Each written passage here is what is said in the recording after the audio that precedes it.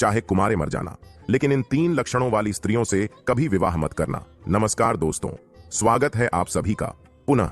इस वीडियो में आपके लिए लेकर के आए हैं एक ऐसी कहानी जिसमें आपको बताया जाएगा कि अपनी जिंदगी में कुंवारे मर जाना, लेकिन इन 3 लक्षण वाली स्त्रियों से हमेशा बच करके रहना और इनसे कदापि विवाह मत करना। कभी जिंदगी में आप परेशान नहीं रहेंगे।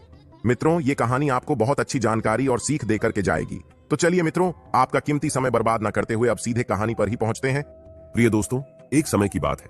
किसी जंगल में तोता और मैना का जोड़ा एक वृक्ष के डाल पर बैठा हुआ था। तोता ने मैना से कहा कि हे मैना रानी, आज का समय बहुत ही बदल चुका है। मैना कहने लगी, पिया जी, ऐसा क्या समय बदल चुका है? तब तोता कहता है कि हे मैना रानी, समय इतना बदल गया है कि आजकल की स्त्रियां और आजकल की लड़कियां बहुत ही स्वार्थी बन चुकी हैं, क्योंकि स्त्रियां अपने स्वार्थ के लिए कुछ भी करने के लिए तैयार हो जाती हैं। जो काम उन्हें कदापि नहीं करना चाहिए, वो स्वार्थ के प्रति स्त्रियां कर बैठती हैं। मैना कहती है कि पिया जी, मैं तुम्हारी बात से सहमत नहीं हूं। स्त्रियां कैसे स्वार्थी हो सकती हैं? आप हमारी नारी जाति की बुराई कर रहे हैं। तोता कहता है, नहीं मैना, तुम हमारी बात पर विश्वास करो। तब मैना कहती है, नहीं स्वामी, मैं तुम्हारी बात पर विश्वास नहीं कर सकती हूं।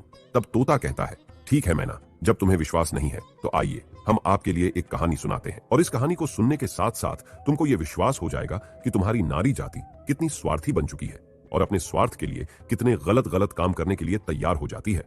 दोस्तों, तभी मैना कहती है, ठीक है स्वामी, पहले आप वह कहानी सुनाइए और सिद्ध करके बताइए कि हमारी नारी जाति स्वार्थी है या नहीं है। दोस्तों, तब वो तोता अपने मैना रानी को वह कहानी सुनाता है।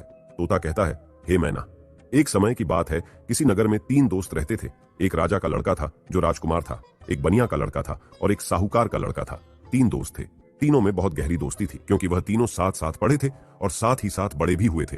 राजा का जो लड़का था, जो राजकुमार था, उसकी शादी भी हो चुकी थी।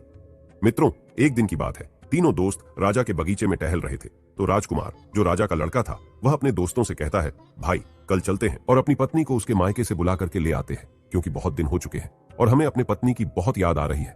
इसीलिए कल ससुराल में चलते हैं और तुम हमारे साथ चलो और हम अपनी पत्नी को बुला लाए। तब इन दोनों दोस्तों ने कहा, जो साहूकार का लड़का था और बनिया का लड़का था, इन दोनों ने बोला, भाई तुम तो अपने ससुराल में पहुंच जाओगे और ससुराल में ससुर जी के महल में आराम से सोओगे, लेकिन हम कहां जाएंगे? तब राजकुमार कहता है, मेरे भाई तुम कोई सराय देख लेना और एक रात की ही तो बात है, रात सराय में काट लेना और सुबह मैं अपनी पत्नी को लेकर के आ जाऊंगा और आराम से घर के लिए निकल चलेंगे। दोस्तों, राजकुमार के बात को सुन करके दोनों दोस्त, साहूकार का लड़का और बनिया का लड़का जो था, वो सहमत हो जाता है। लेकिन बनिया का लड़का जो था, वो बहुत ही चालाक और चतुर था, और जो राजा का लड़का, राजकुमार और साहूकार का बेटा, बिल्कुल भोले और नादान थे। दोस्तों, दोनों दोस्त जब सहमत हो गए तो दूसरा दिन होता है और दोनों दोस्त अपने दोस्त राजकुमार के साथ में वहां से चल देते हैं। और चलते चलते 3 दिन इनके रास्ते में लग गई और 3 दिन के बाद में राजकुमार अपने ससुराल के पास में जब पहुंचता है, उस नगर के पास में जब पहुंचता है, तो राजकुमार अपने दोनों दोस्तों से कहता है, मेरे भाई यहाँ कोई सराय देख लेना और रात उस सराय में काट लेना और मैं ससुराल जाता हूँ, सुबह जल्दी आ जाऊंगा। तोता कहता है, हे मैना। राजकुमार इतना कहने के बाद अपने ससुराल के लिए चला जाता है और इधर साहूकार का लड़का और बनिया का लड़का सराय की तलाश में निकल जाते हैं। ढूंढते ढूंढते उनको एक सराय दिखाई देती है और सराय के जब समीप पहुंचते हैं तो उन्होंने देखा कि यहाँ खाने पीने की भी व्यवस्था सही है और रुकने की भी व्यवस्था सही नजर आ रही है। दोस्तों, सराय के दरवाजे पर जब वे पहुंचे तो वहां उन्होंने एक बुढ़िया को देखा। उस बुढ़िया के पास में जाकर कहने लगा, हे माता, हम इस सराय में रात व्यतीत करने के लिए आए हैं और सुबह चले जाएंगे। हमारे लिए इस सराय में जगह दे दो जो हम रात सही से काट सके। दोनों दोस्तों की बात को सुन करके वो बुढ़िया जो थी वो कहने लगी, देखो बेटा, चाहे कहीं भी रुक जाओ, चाहे कहीं भी जाकर के रात काट लो, लेकिन इस सराय में आप ना रुके, इस सराय में आप रात ना गुजारे। तब दोनों दोस्त ने पूछा, ऐसा क्यों माता? तब बुढ़िया कहती है, मेरे पुत्र, इसमें अगर आप रुके तो आप जिंदा नहीं बचेंगे, क्योंकि आपकी मृत्यु हो जाएगी। दोस्तों, इस तरह से वो बुढ़िया जो थी साहूकार के लड़के और बनिया के लड़के को समझा रही थी। तब तक एक बहुत सुंदर लड़की, एक बहुत सुंदर युवती दरवाजे के भीतर उस साहूकार के लड़के को दिखाई दे जाती है। साहूकार के लड़का ने जब उस सुंदर युवती को देखा तब वो उस पर मोहित हो गया और उसके साथ रात में रुकने के लिए वो तैयार था। उतावला हो रहा था कि किसी न किसी तरीके से हम इसके साथ रात गुजार लें। मित्रों, इधर वो बुढ़िया समझाती रही, लेकिन साहूकार का लड़का नहीं माना। साहूकार का लड़का जो था वो अपने दोस्त से कहता हुआ चला गया कि दोस्त, तुझे कहीं जगह मिल जाए तो तू रुक लेना, पर हम तो इसके साथ में ही रुकेंगे। दोस्तों, इतना कहने के बाद में वो साहूकार का लड़का जो था उस सुंदर युवती के साथ में रुकने के लिए वो अंदर चला गया और जो सराय में एक हॉल टाइप का रूम यानी हॉल जैसा एक कमरा था, वो बहुत गहरा और लंबा था। उसमें वो सुंदर युवती के साथ में साहूकार का बेटा चला जाता है। दोस्तों, इधर रात हो चुकी थी और सोने का भी वक्त कुछ समय में होने वाला था। दोस्तों, वो तोता मैना से कहता है, इधर साहूकार का लड़का उस सुंदर युवती के साथ में सराय के अंदर चला गया, लेकिन बनिया का लड़का बाहर रह गया, जो बहुत ही चालाक था, वह चतुर था और समझदार था। बनिया का लड़का ने उसे रोका भी, लेकिन वो नहीं माना। अब दोस्तों, बनिया का लड़का जो था वो बुढ़िया के पास फिर से पहुंचता है और कहता है, हे बूढ़ी माता, मैं आपकी बात को समझा नहीं। आपने कहा कि इस सराय में जो रुकेगा उसकी मृत्यु हो जाएगी और वह सुबह जिंदा लौट करके नहीं आएगा। इसका क्या कारण है, बताने की कृपा करें। मित्रों, तब वो बुढ़िया कहती है, बेटा, तुम उसे रोक रहे थे, लेकिन तुम्हारा दोस्त नहीं माना। मुझे डर है कि वो सुबह आपको जिंदा नहीं मिलेगा। बनिया का लड़का कहने लगा, वही तो मैं आपसे जानना चाहता हूं, माता बात क्या है, खुल करके बताओ। तब बुढ़िया ने कहा, बेटा, ये जो सुंदर युवती आपके दोस्त ने देखी, जिसके साथ में वह अंदर चला गया, ये सुंदर युवती जो है ये एक वैश्य है और नागिन है। ये रात में अपना रूप बदल लेती है और जिसके साथ ये रात में रुकती है उसी को डस लेती है और उसको मार देती है। इसलिए हमको डर है, क्योंकि जो भी गया वो जिंदा लौट करके नहीं आया। तोता मैना से कहता है। बनिया का लड़का ये सुन करके घबरा गया और कहने लगा, हे बूढ़ी माता, हमें कोई रास्ता बताओ जिससे हम अपने दोस्त की जान बचा सके। तो बुढ़िया कहती है कि बेटा, मैं तुम्हें एक तलवार देती हूं और अगर तुम उस नागिन का वध कर सको तभी तुम्हारा दोस्त बच पाएगा। बनिया का लड़का समझदार और चतुर था, वो तैयार हो गया और कहने लगा, माता लाइए तलवार, मैं अपने दोस्त का जान जरूर बचाऊंगा, चाहे हमारी जान ही क्यों ना चली जाए। मित्रों, बुढ़िया बनिया के लड़के को तलवार देती है और वो चुपके से सराय के अंदर घुस जाता है और जहां उसका दोस्त साहूकार का बेटा उस वैश्य के साथ में लेटा हुआ था, वही पास में एक कोने में जाकर के बैठ जाता है और इंतजार करने लगता है कि कब ये नागिन का रूप धारण करे और हम इसको मारे। दोस्तों, आधी रात का समय होने वाला था और तभी वह सुंदर युवती जो नागिन थी वह अपना रूप बदलती है और जैसे ही साहूकार के लड़के को काटने वाली होती है तो उसका दोस्त बनिया तलवार लिए तो बैठा ही था, एकदम से उसने तलवार चलाई और उस नागिन का वध कर दिया और वो सुंदर युवती मर गई। दोस्तों, इस तरीके से उसने अपने दोस्त की जान बचाई और उस मरी हुई नागिन को पलंग के नीचे रख दिया एवं छिपा दिया। दोस्तों, तब तोता मैना से कहता है, वो बनिया का लड़का जो था इतना काम करने के बाद, अपने दोस्त की जान बचाने के बाद सराय से बाहर निकल आता है और जब बाहर निकल आया तो उसने क्या देखा कि एक सुंदर स्त्री जो है वह जंगल की तरफ जा रही है। उसने देखा और विचार किया कि यह सुंदर स्त्री जंगल में इतनी रात में कहां जा रही है, हमें देखना चाहिए, इसके पीछे पीछे जाना चाहिए और ये जानकारी लेना चाहिए कि ये जा कहां रही है। वो बनिया का लड़का जिसके हाथ में तलवार था, जिसने नागिन का वध किया था, वो उस सुंदर स्त्री के पीछे चल देता है और वो बनिया का लड़का सोचता जा रहा है कि देखे ये कहां जा रही। वो स्त्री चलती चली गई और जंगल में एक साधु का आश्रम था और वो स्त्री साधु के आश्रम पर पहुंच गई और जाकर के उसने साधु से मुलाकात की और वो सारा नजारा बनिया का लड़का दूर से ही देख रहा था। जब उसका जाने का समय हुआ तो साधु से मिलने के बाद फिर वो सुंदर स्त्री हाथ जोड़ करके कहने लगी, आज आपसे मेरी आखिरी मुलाकात है। साधु कहने लगा, वो क्यों? तो वो सुंदर स्त्री जवाब देती है, हमारे पति हमें लेने के लिए आए हैं और अभी हमारे घर पर ठहरे हुए हैं। कल मैं अपने पति के साथ ससुराल चली जाऊंगी, आज के बाद फिर मैं आपसे मिलने के लिए नहीं आ पाऊंगी। तब वो साधु कहने लगा, रोजाना तो हमारे पास आती थी, लेकिन अब हमें धोखा देकर के जा रही हो और कह रही हो कि अपने पति के साथ जा रही हो। तब वो सुंदर स्त्री जवाब देती है, हाँ, मेरा पति मेरे घर पर ठहरा हुआ है और कल मैं ससुराल चली जाऊंगी, हमें माफ करना, अब मैं आज के बाद तुम्हारे पास मिलने नहीं आऊंगी। दोस्तों, उस सुंदर स्त्री के बात को सुनकर साधु को गुस्सा आ जाता है और साधु जो है गुस्सा में उसकी नाक काट देता है और जब उसकी नाक कट जाती है तो उसे पीड़ा होती है और वो पीड़ा को सहन करती हुई चिल्लाती हुई अपने घर के लिए भाग खड़ी होती है। इधर दोस्तों, वो बनिया का लड़का सारी बातें सुन रहा था और ये नजारा देख रहा था। उस बनिया के लड़का को बहुत गुस्सा आ गया और उसने गुस्से में साधु को मार दिया, उसकी हत्या कर दी और उसको मार करके वहां से तुरंत वे चल देता है और आगे चल करके एक मंदिर था और उसी मंदिर में जाकर के छिप कर भीतर बैठ गया। अब वो सोचता है कि हे प्रभु, इस दुनिया में हो क्या रहा है। अब इधर जो वो बनिया का लड़का मंदिर के अंदर बेचारा चुपचाप बैठा हुआ था, वहां पर कुछ चोर आते हैं और चोर मंदिर के बाहर से हाथ जोड़ करके कहता है, हे देवी माँ, हम चोरी करने के लिए जा रहे हैं और अगर ये हमारी चोरी आसानी से हो जाए और हम ना पकड़े गए तो कल हम तुम्हारे पास तुम्हारे लिए राजा की लड़की को लाएंगे और उसकी बलि चढ़ाएंगे। इतना कहने के बाद में वो चोर अपनी चोरी करने के लिए चले जाते हैं और जो अंदर बनिया का लड़का बैठा था, उसने जब चोरों की बात को सुना तो उसके पैरों तले जमीन खिसक गई और वो कहता है, ये क्या है, यहाँ भी एक हत्या होने वाली है, हे प्रभु, ये हो क्या रहा है। दोस्तों, वो बनिया का लड़का विचार करता है, चाहे कुछ भी हो जाए लेकिन मैं राजा की लड़की की हत्या नहीं होने दूंगा। ये सोच करके वो मंदिर में बैठा रहा। इधर दोस्तों, क्या हुआ कि वो स्त्री जो थी जिसकी नाक साधु ने काटी थी, वो अपने घर पर पहुंची और उसने रोना धोना बंद किया। बाकी पीड़ा तो सता रही थी। उसने विचार किया, अगर सुबह लोग हमको देखेंगे तो पता नहीं, न जाने मेरे बारे में क्या कहेंगे, हमें शर्म से अपना सर नीचा झुकाना पड़ेगा। क्यों ना हम अपने पति को फंसा दे और ये कह दे कि हमारे पति ने मेरी नाक काट ली। तो वही हुआ, सवेरा होने वाला था और जैसे ही थोड़ा प्रकाश होने को था तभी वो चिल्लाने लगी और कहने लगी कि देखिए देखिए, हमारे पति ने हमारी नाक काट ली। दोस्तों, घर वाले जो थे वो एकदम से भाग करके आते हैं और उसके पति को बंदी बना लेते हैं। जो वो राजकुमार था, जो राजा का लड़का था, उसको पकड़ लेते हैं और पकड़ करके वहां से राजा के सामने पेश कर देते हैं। राजा वो सारा वृतांत जान करके उसको जेल में डाल देता है। तब तोता मैना से कहता है, हे मैना रानी, अब आगे सुनिए क्या हुआ। इधर पूरा दिन व्यतीत हो गया। उसका दोस्त जो बनिया था, उसने पूरा दिन इधर उधर बैठ करके काट लिया और जब रात हो गई तब उसी मंदिर में जाकर के वे छिप करके बैठ गया, क्योंकि उसे मालूम था कि ये चोर राजा की लड़की को पकड़ करके जरूर लाएंगे, उसकी हत्या जरूर करेंगे, लेकिन मैं उसकी हत्या नहीं होने दूंगा।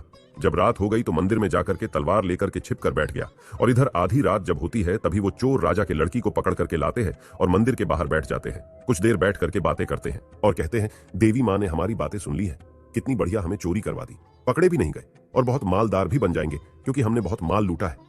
इस तरीके की बातें कुछ देर करते रहे। फिर उनमें से एक बोला, देख भाई, अब उस लड़की को जल्दी ले जा और देवी माँ के सामने उसका सिर काट देना और उसकी बलि चढ़ा देना। तो दोस्तों, उन चोरों में से एक चोर जो था वो राजा की लड़की को पकड़ करके अंदर मंदिर में प्रवेश करता है और देवी माँ की जहां पर मूर्ति थी वहां पर ले जाता है और उस लड़की का सिर काटने के लिए जैसे ही वो चोर जाता है तो बनिया का लड़का तो वहां तैयार ही बैठा हुआ था और वो चोर राजा की लड़की का सिर नहीं काट पाया, उसकी बलि नहीं चढ़ा पाया, क्योंकि उससे पहले ही बनिया के लड़का ने उस चोर को मार दिया और चोर को मार करके उसकी लाश को एक बगल में रख दिया। इधर दोस्तों, उन चोरों में से एक चोर कहता है, देख भाई, वो हमारा एक साथी गया है, वो लौट करके नहीं आया है, अरे तू जा और देख करके आ कि उसने बलि चढ़ा पाई या नहीं चढ़ा पाई। दोस्तों, ऐसे ही दूसरा चोर जो है जैसे ही मंदिर में प्रवेश करता है तो वो बनिया का लड़का तैयार बैठा हुआ था, उसने उसको भी मार दिया। कहने का मतलब यह है कि इसी तरीके से उस बनिया के लड़के ने जितने भी चोर थे सारे चोरों को मार दिया और उस राजा की लड़की की रक्षा की। जब सारे चोरों को मार देता है तब वो लड़की निर्भय हो जाती है और उसके बाद में वो बनिया का लड़का राजा की लड़की से कहता है कि चलो हम तुम्हारे घर तक तुम्हें छोड़ देते हैं। दोस्तों, राजा की लड़की घबराई हुई थी, उस बनिया के लड़के के साथ में चल देती है और इधर राजा की जो लड़की थी वो बनिया के लड़के से प्रेम करने लगी और कहने लगी कि हम तुमसे विवाह करना चाहते हैं। दोस्तों, बातों ही बातों में वो लोग राजा के घर तक पहुंच गया और घर के दरवाजे पर जैसे ही पहुंचा तो बनिया का लड़का ने मना कर दिया, नहीं, मैंने तुम्हारी रक्षा की है, इसका मतलब ये नहीं है कि मैं तुमसे विवाह करूं, मैं ऐसा कदापि नहीं कर सकता। राजा की लड़की को गुस्सा आ गया और कहने लगी, अगर आप हमारे साथ शादी नहीं करेंगे तो मैं आपको जेल में डलवा दूंगी। बनिया का लड़का कहने लगा, जैसी आपकी मर्जी, लेकिन मैं शादी नहीं करूंगा। दोस्तों, तभी राजा की लड़की दरवाजे पर चिल्लाती है और कहती है, बचाओ, ये हमको पकड़ करके ले जाना चाहता था और ये हमारी इज्जत लूटना चाहता था। दोस्तों, राजा की लड़की को चिल्लाते हुए सैनिकों ने देखा तो सैनिकों ने भाग करके उस बनिया के लड़के को पकड़ लिया और राजा के सामने पेश कर दिया और कहा कि राजा साहब, ये तुम्हारी लड़की की इज्जत लूटना चाहता था, ये आपकी लड़की को पकड़ करके ले जाना चाहता था। वो तो आपकी लड़की चिल्लाने लगी इसलिए मैंने बचा लिया, अगर वो नहीं चिल्ला पाती तो ये आपके लड़की के इज्जत के साथ खिलवाड़ कर देता। दोस्तों, ये सुनने के बाद राजा को क्रोध आ गया और उसने पकड़ करके उस बनिया के लड़के को जेल में डाल दिया, जहां उसके दोनों दोस्त भी मौजूद थे। जो साहूकार का लड़का था और राजा का लड़का था, वो दोस्त भी उसे मिल गए। साहूकार के लड़का को सराय वालों ने पकड़वा दिया क्योंकि इसने एक वैश्य व सुंदर युवती का वध किया, इसलिए वो भी वहां जेल में मौजूद था। अब तीनों दोस्त जेल में जाकर के मिल जाते हैं और एक दूसरे के साथ में वहां बैठ जाते हैं। इधर दोस्तों, अगला दिन हुआ और वो राजा दरबार में तीनों को बुलाता है, जिन तीनों को राजा ने पकड़ करके जेल में बंद किया था, और उन्हें सजा सुनाने के लिए तैयार हो जाता है। दरबार लगा हुआ था और राजा ने जो साहूकार का लड़का था जिसने वैश्य का वध किया था उसे अपने पास में बुलाया और उससे कहा कि क्यों रे, तेरा क्या नाम है, कहां का रहने वाला है। तब वो लड़का कहने लगा कि मैं साहूकार का बेटा हूं। राजा कहने लगा, ये बता तूने वैश्य का वध क्यों किया, उसे क्यों मारा। अब दोस्तों, उस साहूकार के लड़का को कुछ मालूम ही नहीं था जो वो राजा को बता सकता। उसे नहीं मालूम था कि वैश्य का वध किसने किया। वैश्य का वध साहूकार के लड़का ने किया नहीं था, जो उसे मालूम होता। राजा ने फिर पूछा, चुपचाप क्यों खड़ा है, बता कि तूने उस वैश्य का वध क्यों किया।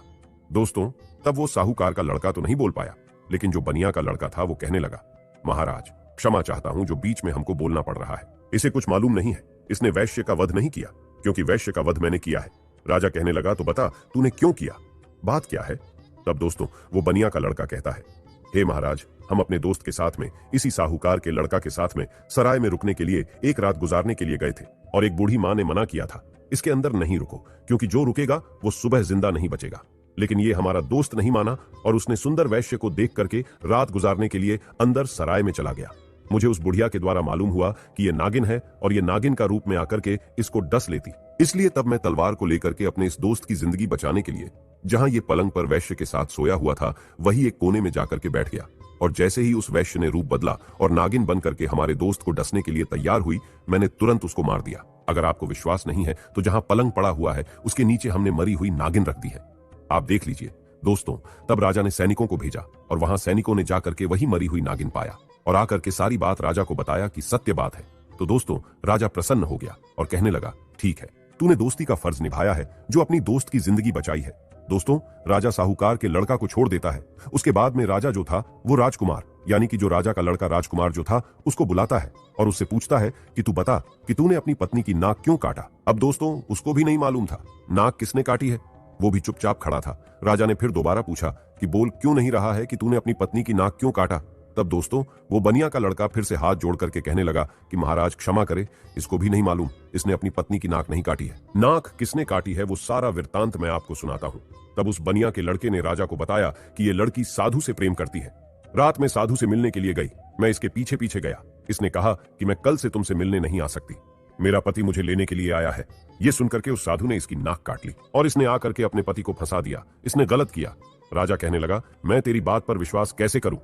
तब उस बनिया के लड़के ने कहा, महाराज सैनिकों को भेजिए जहां उस साधु का आश्रम है, देख लीजिए कि मैंने साधु का वध कर दिया है। दोस्तों, सैनिक जाते हैं आश्रम पर, उस मरे हुए साधु को देखते हैं तो आकर के राजा को बताते हैं कि महाराज बात सत्य है। दोस्तों, तब वो राजा उस राजकुमार को भी छोड़ देता है, वो भी बच जाता है।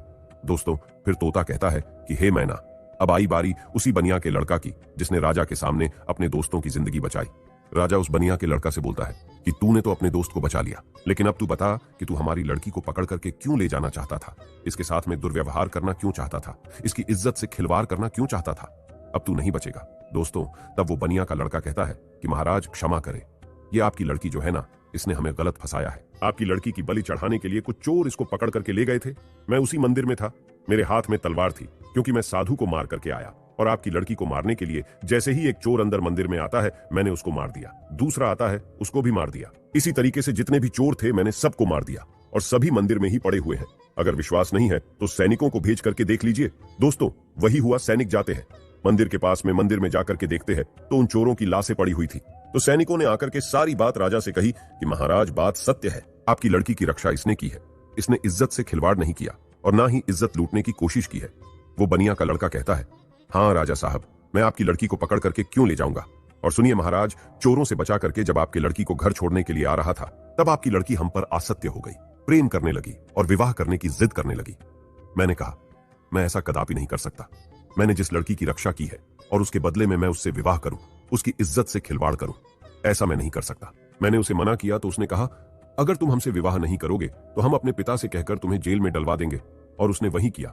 बनिया के लड़के के बात को सुन करके राजा जो था, उसका चेहरा शर्म से नीचे झुक जाता है और तब उसने बनिया के लड़के को आजाद कर दिया और माफी मांगी कि जाओ बेटा, तुम आजाद हो, तुम्हारी गलती नहीं है। इस तरीके से वो बनिया का लड़का जो था अपने दोनों दोस्तों को बचा लेता है और खुद भी बच जाता है और तीनों दोस्त हंसते हंसते अपने नगर में चले आते हैं और आराम से फिर वही रहने लगते हैं। तो दोस्तों, अब वो तोता कहता है कि हे मैना, देख लिया, इस तरीके से नारी जात स्वार्थी बन चुकी है और अपने स्वार्थ के लिए गलत से गलत काम के लिए तैयार हो जाती है। अब उस गलत काम के लिए चाहे कुछ भी करना पड़े, चाहे कितने भी कष्ट झेलना पड़े, चाहे किसी के भी जिंदगी से खिलवाड़ क्यों ना करना पड़े, लेकिन ऐसी स्त्रियां नहीं मानती हैं। दोस्तों, अपने पिया तोता की बात को सुन करके मैना जो है वो चुप हो जाती है। उसके बाद में तोता कहता है, हे मैना रानी, इसीलिए तो मैं सोचता हूं कि चाहे भूखे मर जाना, लेकिन इन 3 लक्षणों वाली स्त्रियों से कभी विवाह मत करना। तोता समझाता है कि 3 लक्षणों वाली स्त्रियां ये है। पहली वो जो पति होकर के भी पराये पति से हित करे और पराये पति से छुप छुप के मिलने के लिए जाए, अपने पतिव्रता धर्म को भूल जाए और उसके साथ में हवस का शिकार बन जाए। तो ऐसी स्त्री से हमेशा बचना चाहिए और ऐसी स्त्रियों से दूर रहना चाहिए। और दूसरी स्त्री वो है जो एक स्त्री तो है लेकिन वेश्यावृत्ति की तरह जिंदगी गुजार रही है, नागिन की तरह रह रही है। अब उसे अपने हवस के इच्छा पूर्ति के लिए चाहे अपने पति का ही कत्ल क्यों ना करना पड़े, लेकिन वो कर बैठती है और नागिन की तरह अपने पति को दस करके उसे मार डालती है।